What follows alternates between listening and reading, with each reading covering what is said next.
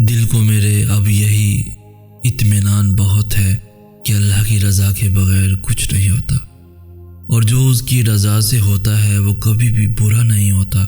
ہر چیز میں اس کی مصلحت پوشیدہ ہے، جو بھی ہوتا ہے بلا وجہ نہیں ہوتا۔ یقین کا امتحان تو تب ہی لیا جاتا ہے جب دل اس کے فیصلوں کو تسلیم کرنے پر راضی نہیں ہوتا۔ جو معاملہ میری رضا کے مطابق نہ ہو، میں اس معاملے میں مدد کے لیے عاجزی سے صبر کی جھولی ضرور پھیلاتا ہوں، پر اب میں ضد کے ساتھ نصیب سے نہیں لڑتا۔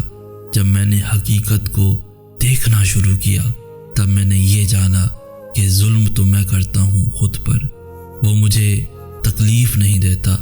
میں جانتا ہوں جو گزر گیا اسی میں خیر تھی میرے لیے۔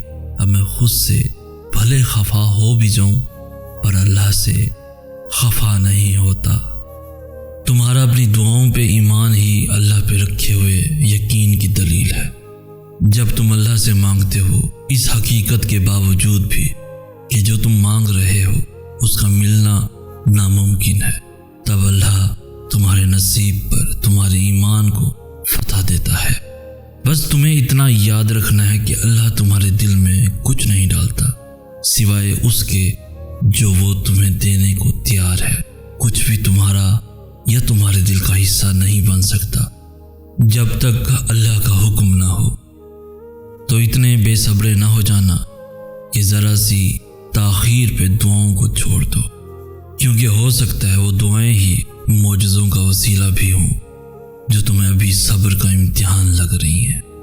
اللہ پہ جب بھروسہ کر لیا جائے تو جیت یا ہار کا نہیں سوچتے، بس اتنا یقین رکھتے ہیں کہ جو بھی ہوگا اللہ کی رضا سے ہوگا، اور اس کی رضا کبھی بھی تمہاری رضا کا مان نہیں توڑے گی۔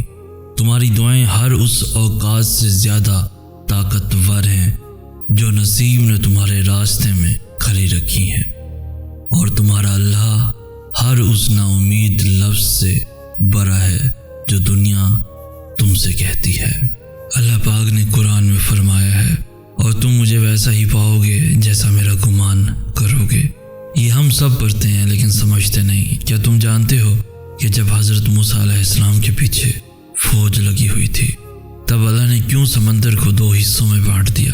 کیا تم جانتے ہو کہ جب حضرت ابراہیم علیہ السلام کو آگ میں جانے کا حکم دیا گیا تو اس نے کیوں اس آگ کو ٹھنڈا کر دیا؟ کیا تم جانتے ہو کہ اس نے حضرت یوسف علیہ السلام کو کیوں کنویں میں بھی پالا؟ کیا تم جانتے ہو کہ اس نے حضرت ہاجرہ کو صحرا کے درمیان میں زمزم کیوں دیا؟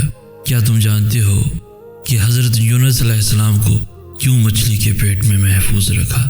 کیوں اس نے ذکر علیہ السلام کو عمر کے آخری حصے میں پہلی اولاد سے نوازا؟ ان سب میں بس ایک چیز مشابہ تھی، یقین۔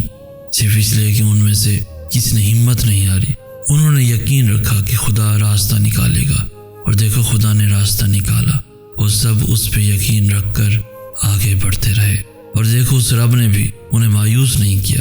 اور توکل تو یہی ہے کہ راستہ نہ ہو اور تم کہو اللہ راستہ بنانے والا ہے۔ جب تم اس کا اچھا گمان کرو گے تو تم یقیناً سب اچھا ہی پاؤ گے، اور پھر دیکھو راہیں وہاں سے نکلیں گی جہاں تمہارا وہم اور گمان بھی نہیں جا سکتا۔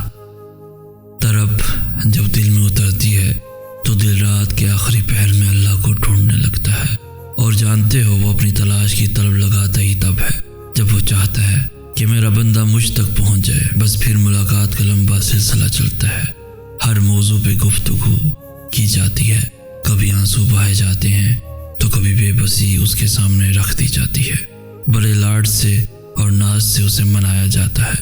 پھر تکلیف سے کانپتا ہوا انسان سجدے میں گرتا ہے، تب عشق کی ساری حدیں ٹوٹ جاتی ہیں، نہ فاصلوں کی ہوش رہتی ہے نہ اپنی، بس پھر روح میں اللہ سما جاتا ہے اور ساری پیاس ختم ہو جاتی ہے۔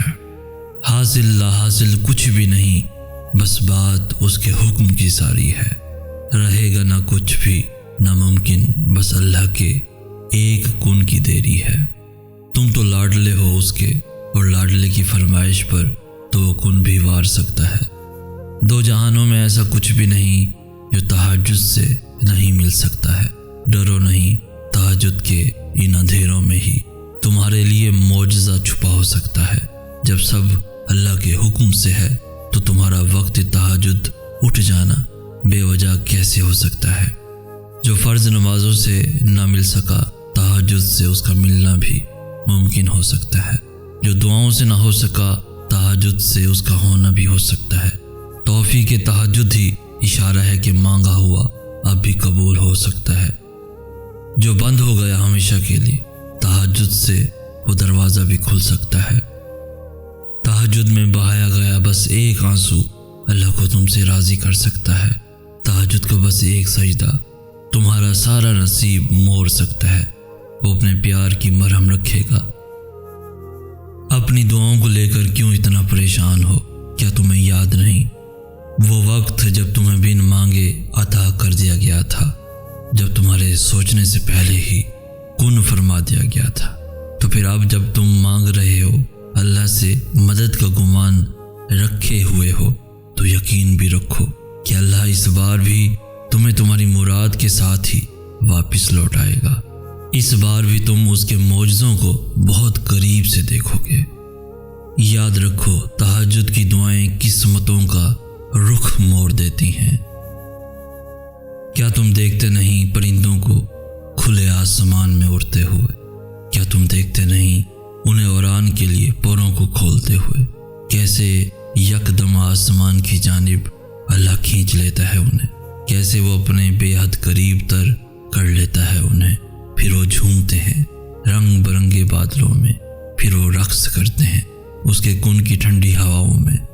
تو جو انہیں اڑان کا سلیقہ سکھا سکتا ہے بن کچھ بتائے، وہ کیسے تمہیں زمین پہ پھر بے بسی سے گرا رہنے دے سکتا ہے؟ وہ پرواز دے گا تمہیں بھی ایسی کہ فلک چھو لو گے تم۔ وہ آزادی دے گا تمہیں بھی ایسی کہ تم اس جگ سے رہا ہو جاؤ گے۔ وہ بلند کر دے گا تمہیں ایسے کہ پھر کبھی نہ زوال پاؤ گے۔ دل کو اتنا سمجھانے کے باوجود بھی اگر دعا کا خیال نہیں جا رہا تو مانگتے رہو۔ شاید تمہاری دعائیں معجزوں کے قریب ہوں۔ سجدے تو بعد میں آتے ہیں، تہجد کی صرف نیت کر لینا ہی اللہ کو راضی کر دیتا ہے۔ اللہ دعاؤں کو انتظار کے ذریعے آزماتا ہے۔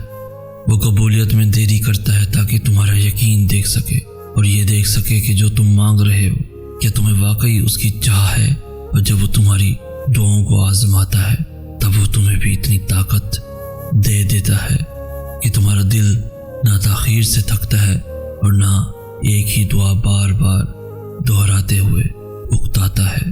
تو اگر دل کو اتنا سمجھانے کے باوجود بھی دعا کا خیال نہیں جا رہا تو مانگتے رہو۔ شاید تمہاری دعائیں معجزوں کے قریب ہوں، شاید اب تمہارے صلے کا وقت ہو، تبھی اللہ نے تمہیں اس دعا پہ اٹکا رکھا ہو۔ شاید یہ آخری موقع ہو وہ پانے کا جو تم نے کھویا تھا۔